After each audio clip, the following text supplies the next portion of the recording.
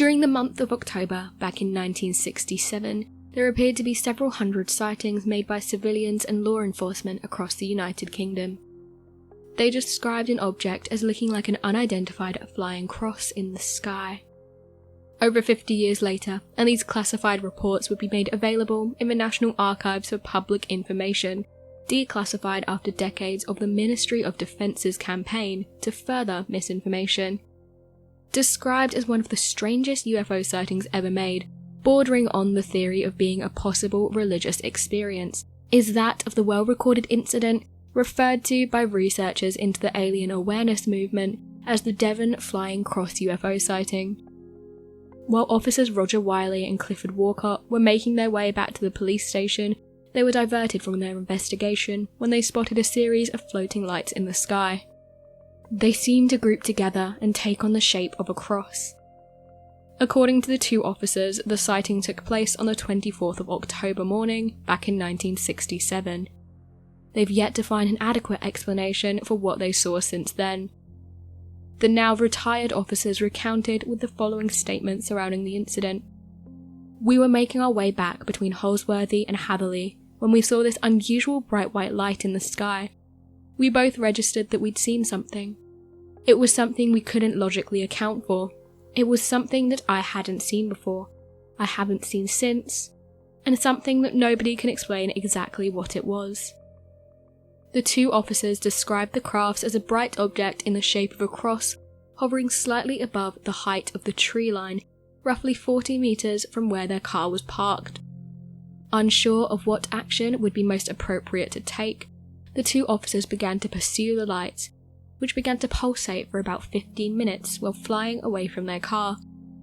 It was at this point that the officers got a clear look at the lights, only to notice that something was off about their appearance. The two officers both described that the lights seemed to have been continually out of focus of their eyes, as if being star-spangled, or the effect of looking at an object through wet glass. Roger Wiley provided a later statement describing the lights as they followed them for this 15-minute period, saying, quote, "My view of it was that it was moving slowly. It wasn't a star, it was bright. It was white. If you look at a glass which has got rain on it, it was the same sort of interference. It was a splash. It was just too eerie." As Roger Wiley and Clifford Walcott continued following the craft, according to their witness account, at about 4:23 a.m, the cross was joined by a second flying object that appeared to join the shape. It was also at this point that a third witness would enter the scene, a man by the name of Mr. Christopher Garner, a local resident of Hatherley, who also began to follow the light while driving down the same road. According to Garner, he originally believed that he was stuck in some sort of trance as the object passed overhead. He was unsure of what was real and what wasn't. He recounted that the entire experience left him questioning whether or not he was experiencing a nightmare. This nightmare would not last for very long, as after the distance of 14 miles were passed, the object would fade away and seem to disappear in an instant. The sighting was believed to have lasted from 4 in the morning to around 5 in the morning. Unfortunately for the men involved, this would not mark the end of their strange and otherworldly incident. Shortly after their sighting, officers Roger Wiley and Clifford Walcott claimed to have been approached by the British Ministry of Defence. This was for the sole purpose of an ongoing investigation into the unidentified flying object phenomenon. It was also said to have been used as an intimidation tactic, in a way to silence them and stop them from coming forward about their encounter. Roger Wiley would later provide the following comment to the BBC national media of the time. "We were visited by a boffin from the Ministry of Defence, who told us that we were still officers under the Official Secrets Acts, and that they would rather we kept it to ourselves."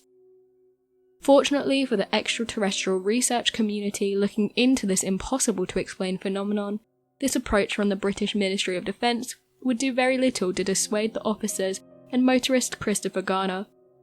They did end up going to the news about their encounter. When reports investigated the claims surrounding the strange intimidation tactic taken by the British Ministry of Defence, they would provide the explanation that they were doing their own research into the claims made by the three men. They said that their sighting was Venus in the sky, something that didn't go down well with the individuals and the public. This explanation would be put into question, as throughout that same month, numerous additional sightings of a flying cross would be seen all throughout the Devon region. Additionally, during the late 2000s, slowly released documents from the British National Archives would tell a different story. Unclassified documents would be uncovered surrounding the Devon Flying Cross encounter, believing the sighting to have been a genuine UFO encounter.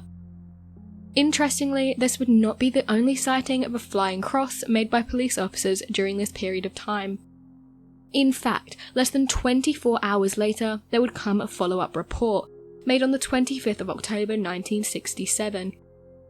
This featured a group of policemen in 5 different police cars found at different locations across the area of East Sussex. They all reported similar stories.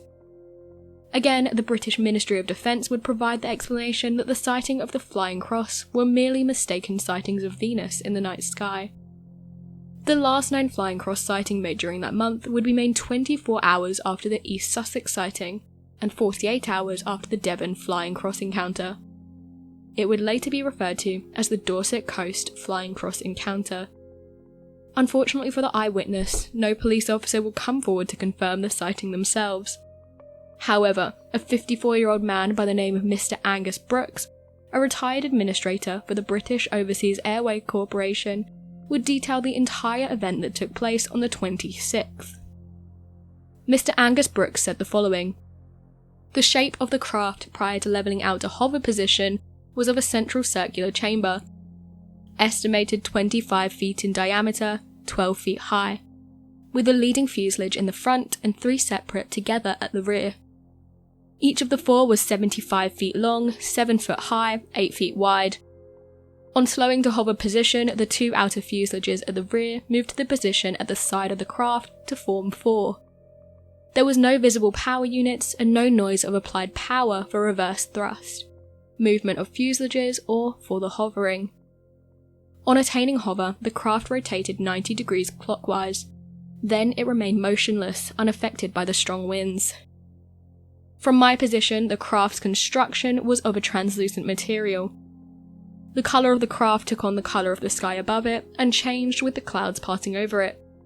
The nose cones of the fuselages were the reverse to our conventional types." End quote. Shortly after this incident, Mr. Angus Brooks reported extreme agitation in his dogs over the following days.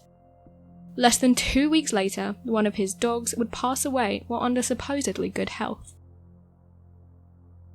So what do you make of these mysterious accounts? Be sure to let us know your thoughts in the comment section below and help us by growing this community, whilst working to solve these unexplained mysteries.